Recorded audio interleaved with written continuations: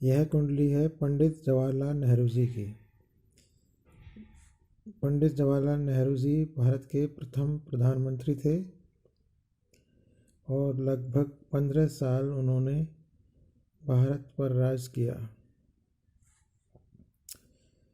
इस कुंडली को हम उत्तम श्रेणी की कुंडली कहेंगे। इस कुंडली का लगन है कर्क लगन। कर्क लगन के स्वामी चंद्रदेव लगन में ही विद्यमान है। जब लग्नेश लगन में विद्यमान होता है तो व्यक्ति शारीरिक, मानसिक और भाग्य से बली होता है। इस कुंडली में राशि है कर्क राशि। जब लगन और राशि दोनों एक होते हैं तो कुंडली बहुत शक्तिशाली रहती है। ऐसा व्यक्ति कुछ विशेष काम करता है और जीवन में पद, मान, प्रतिष्ठा, यश, कीर्ति को प्राप्त करता है। लगन चंद्र के वजह से और चंद्र राशि की वजह से बली है। द्वितीय भाव में शनि विद्यमान है। द्वितीय भाव में शनि वाणी संबंधी और धन संबंधी कुछ परेशानी देते हैं। शनि यहाँ पर सूर्य की राशि में विद्यमान है, जो कि शनि की शत्रु राशि है। तृतीय भाव में मंगल देव हैं। तृतीय भाव में मंगल शुभ माने जाते हैं। यहाँ पर बैठने से व्यक्ति, मंगल यहाँ पर होने से व्यक्ति काफ़ी हिम्मत वाला, साहस वाला होता है और व्यक्ति को बहन भाइयों का और यश कीर्ति का सुख मिलता है। चतुर्थ भाव में बुध शुक्र हैं। बुध शुक्र का राजयोग यहाँ पर मालव्य योग भी बना रहा है, क्योंकि शुक्र यहाँ पर स्वराशि के विद्यमान है। तुला राशि में शुक्र तुला राशि में होने से मालव्य योग बनता है। केंद्र में बुध शुक्र का राजयोग चतुर्थ भाव में है, जो कि अत्यंत बली है। यहाँ पर इस योग के बनने से पंडित जवाहरलाल नेहरू जी को पारिवारिक सुख और माता का सुख, पिता का सुख अच्छा मिला होगा। शुक्र केंद्र में होने से व्यक्ति हर प्रकार की सुख सुविधाओं को प्राप्त करता है और सुखी जीवन जीता है। पंचम भाव में सूर्य विद्यमान है वृश्चिक राशि में। वृश्चिक राशि मंगल की राशि होती है, जो कि सूर्य की मित्र राशि है। सूर्य अपनी मित्र राशि में अपने ही घर में विद्यमान है, जिस कारण से सूर्य अत्यंत बली हैं। पंचम भाव में बली सूर्य होने से इनको अच्छी शिक्षा, अच्छा ज्ञान और अच्छी संतान की प्राप्ति हुई। इनकी पुत्री श्रीमती इंदिरा गांधी भारत की प्रधानमंत्री रहीं।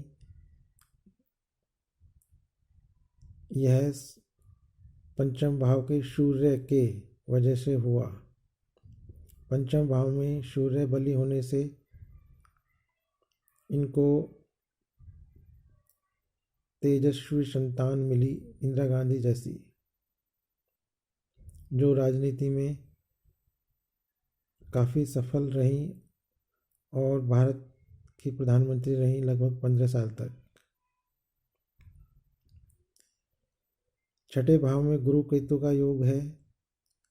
गुरु केतु मिलने से गुरु चंडाल योग भी बनता है, परंतु यहाँ पर चंडाल योग आंशिक फलदायी है, क्योंकि गुरु स्वराशि के हैं, धनु राशि के, और केतु यहाँ पर उच्च के हैं धनु राशि में।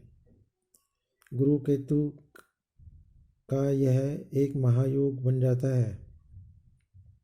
जब गुरु केतु दोनों ही स्वराशि के उच्च के हों और एक जगह विद्यमान हो तो यह महायोग होता है।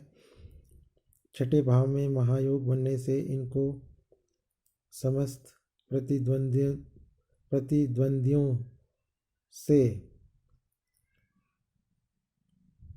सभी प्रतिद्वंदियों से इनको विजय मिली और सभी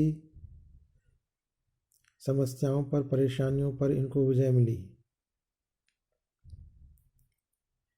छठे भाव में गुरु केतु होने से ये धार्मिक और आध्यात्मिक विचारों वाले थे, क्योंकि गुरु केतु दोनों ही धार्मिक प्रवृत्ति को जन्म देते हैं। इन्होंने पंडित जवाहरलाल नेहरू जी ने डिस्कवरी ऑफ इंडिया नामक पुस्तक भी लिखी थी।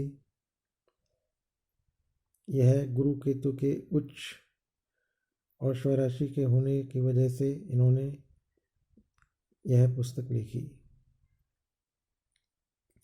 जब गुरु स्वराशि के या उच्च राशि के होते हैं तो व्यक्ति लेखन में रुचि रखता है और धर्म आध्यात्म में रुचि रखता है।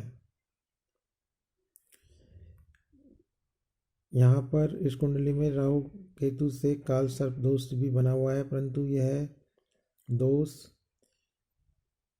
आंशिक रूप से है, क्योंकि राहु केतु यहाँ पर उच्च के हैं।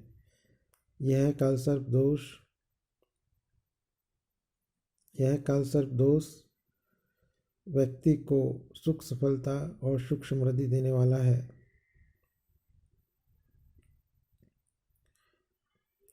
इस कुंडली में विशिष्ट बात यह है कि चंद्र और सूर्य दोनों ही बली हैं और दोनों ही केंद्र त्रिकोण में विद्यमान हैं। जब सूर्य चंद्र बली होकर केंद्र त्रिकोण में होते हैं तो व्यक्ति यश मान कीर्ति और पद प्रतिष्ठा को प्राप्त करता है। सूर्य चंद्र के बली होने की वजह से ये प्रधानमंत्री बने और गुरु केतु के महायोग की वजह से और सूर्य चंद्र की वजह से और लगन और राशि दोनों एक होने की वजह से ये जीवन में काफ़ी सफल रहे और समस्त प्रकार के सुखों को इन्होंने प्राप्त किया। भारत के प्रधानमंत्री बनकर इन्होंने धर्मनिरपेक्षता भारत में स्थापित करी और बच्चों के प्रिय थे पंडित जवाहरलाल नेहरू जी, इसलिए उनको वो बच्चे चाचा नेहरू के नाम से जानते थे। इस कुंडली में लगन और राशि दोनों ही एक हैं। कर्क राशि, यह एक महायोग है। गुरु केतु का दोनों का ही स्वराशि में होना एक दूसरा महायोग है। सूर्य चंद्र बली होकर केंद्र त्रिकोण में बैठे हैं, यह तीसरा महायोग है। इन तीनों महायोगों की वजह से पंडित जवाहरलाल नेहरू समस्त प्रकार के परेशानियों पर विजय प्राप्त करते हुए भारत के प्रथम प्रधानमंत्री बने और भारत पर राज किया। इस प्रकार यह कुंडली काफ़ी बली है। इस कुंडली में अष्टम भाव के स्वामी शनि महाराज हैं, जो कि द्वितीय भाव में बैठे हैं। अष्टमेश शनि अपने अष्टम भाव को देख रहा है, अपने घर को देख रहा है। यह आयु के लिए अच्छा होता है। इस प्रकार हम देखते हैं कि यह कुंडली काफ़ी शक्तिशाली है और काफ़ी शुभ योगों से युक्त है। अगर आपको हमारी कुंडली का विश्लेषण अच्छा लगा हो, हमारी इस वीडियो से आपका कोई ज्ञान बढ़ा हो, कुछ शिक्षाप्रद जानकारी मिली हो, तो कृपया हमारे चैनल को लाइक करें, शेयर करें और सब्सक्राइब करें।